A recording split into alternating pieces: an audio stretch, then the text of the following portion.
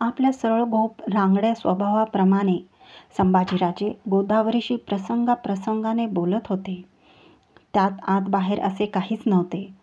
हत्तीने चालताना कुत्र्याच्या भुंकीकडे लक्ष देऊ नये हे जेवढे खरे असते तेवढेच त्याने आपल्या पायांखाली मुंग्यांचे वारूळ येणार नाही याचेही ध्यान ठेवणे जरुरीचे असते. नाहीतर चवताळलेली एखादी लाल मुंगी सोंडेचाच राजमार्ग करून कानाकडे सरकते. जीव घेणाऱ्या मर्मस्थावर डंख देऊन जाते. पेच 5 गावी नसलेल्या संभाजीराजांच्या हे ध्यानी येत नव्हते. माणसाने उमदे असणे हे जेवढे मोलाचे आहे त्याहून सावध असणे हे अधिक मोलाचे आहे. सोयराबाईच्या रूपाने राजवाड्याच्या भिंतीच आता राजघराण्याची अब्रू गिळायला बसल्या. सूड ही भावनाच भयानक आहे.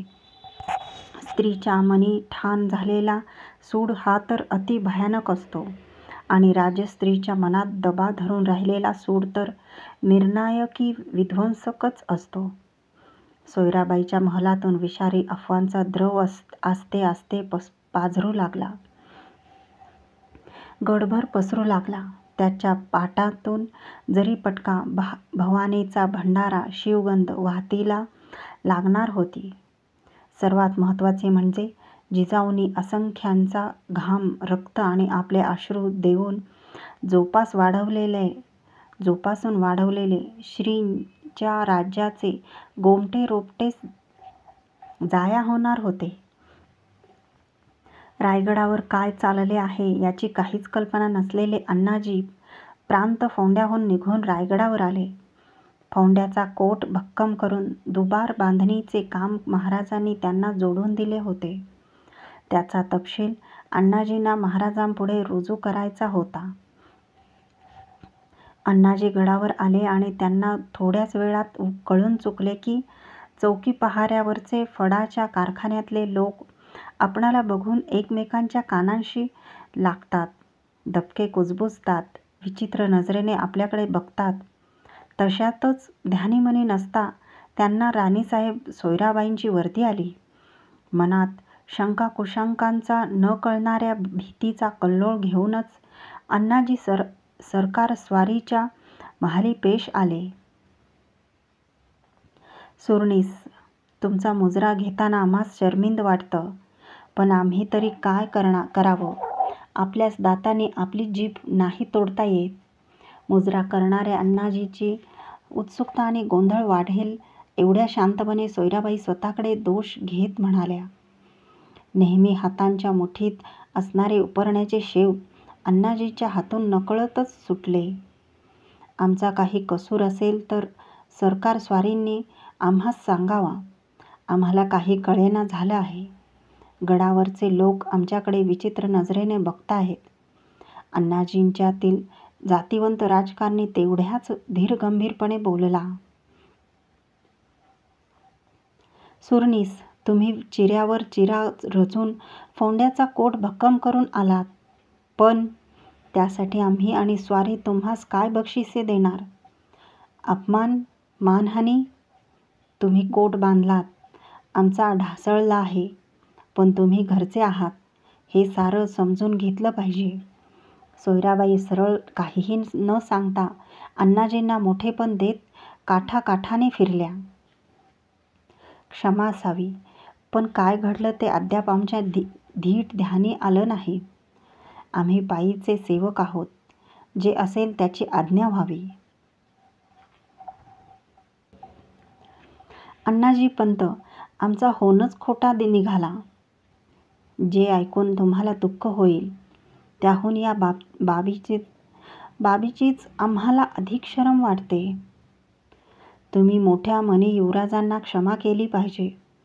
त्यांनी गुन्हा थोर केला आहे, तरीसुद्धा ते तुमचेच आहेत. तुमच्या घरी घरपणासाठी आलेल्या सवाष्णीवर गोदावरीवर त्यांची नजर गेली. सारा गड या बाबीची चर्चा करतो आहे. क्षणभर सोयराबाई थांबल्या. त्यांनी अण्णाजीची प्रतिक्रिया हेरण्यासाठी त्यांच्यावर नजर टाकली. अण्णाजींच्या कपाळीचा गंधटिळा पेटती उदबत्ती टेकवल्यागत आक्रसून एकवट झाला होता. डोळे विस्फारले होते.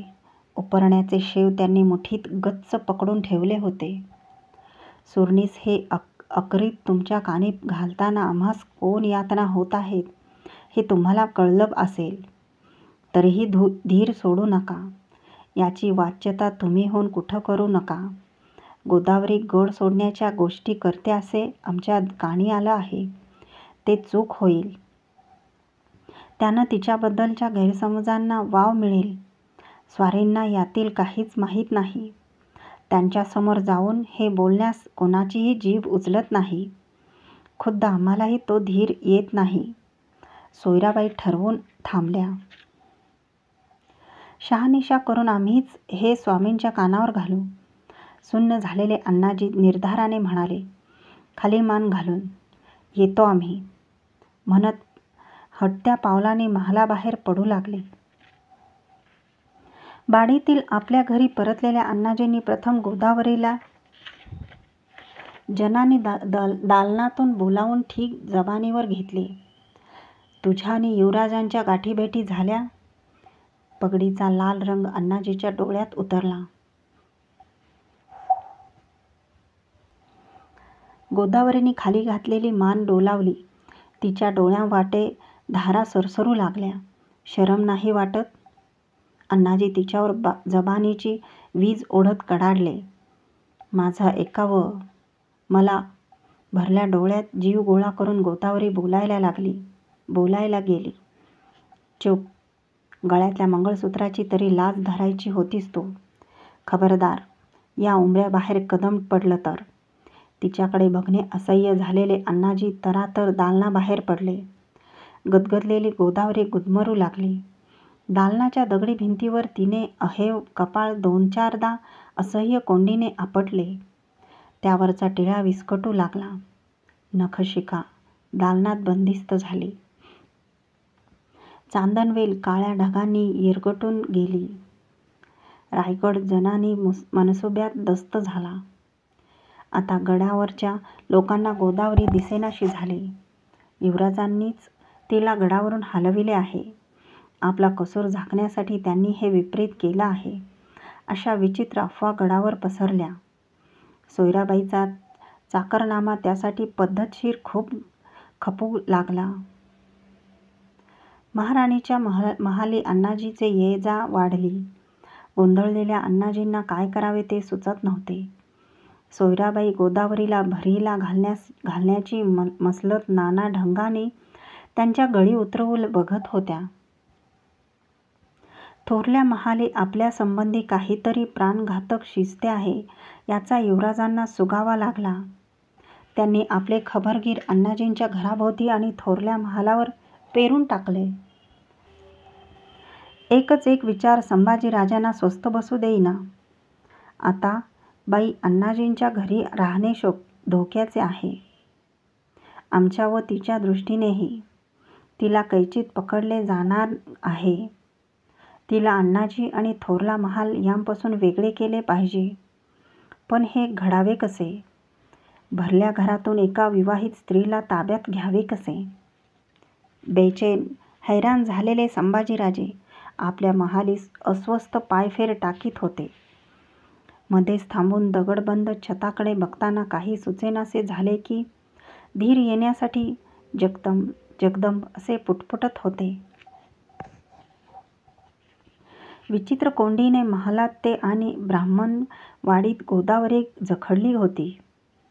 कुठल्याही क्षणाला ही बाब छत्रपती महाराजांच्या कानी पडणार होती. माँसाहेब सोयराबाई काय योजून अण्णाजींच्या भेटी घेत आहेत हे कळत नव्हते. ताण दाटत होता. पेच सुटत नव्हता. सोयराबाईंनी गोदावरीला वर्दी धाडून बोलावून घेतले होते. आता काय पिकणार? जगदंबाच जाणली तर जाणू शकणार होती. धाकलं सरकार थोरल्या महालाकडची चंद्रा कुणबीन सुर्निसाच्या वाड्यावर गेलिया. वाड्यावरनं मेना निघालाय. मेन्यात बसलेली बाई बालेकिल्ल्याकडं थोरल्या महालातच यायला निघालिया. खबरगीराने महालात येऊन पेश केलेली खबर ऐकताना युवराजांचे मन असंख्य शंकांनी ढवळून निघाले. जखमी वाघासारखे संभाजीराजे पाठीशी हात बांधून फेऱ्या टाकू लागले. काही सुचत नव्हते. बाब अंदाजापार चाललिया. त्यांना वाटले, तडक उठावे आणि माँसाहेबांसमोर उभे राहून याचा जाब विचारावा. आलेले खबरगीर पुढच्या आज्ञेची वाट बघत खोळंबलाय याचेही त्यांना भान राहिले नाही. स्वतःशीच काहीतरी योजून बाहेर पडताना त्यांनी खबरगीराला आज्ञा केली, जा, थोरल्या महालाची मिळेल ती खबर टाकोटाकीने आमच्या कानी पडली पाहिजे. गफलतीस माफी नाही. मुजरा टाकीत खबरगीर निघून गेला. निर्धारी बांधल्या मुद्रेने संभाजीराजे देवमहालाच्या रोखाने चालू लागले.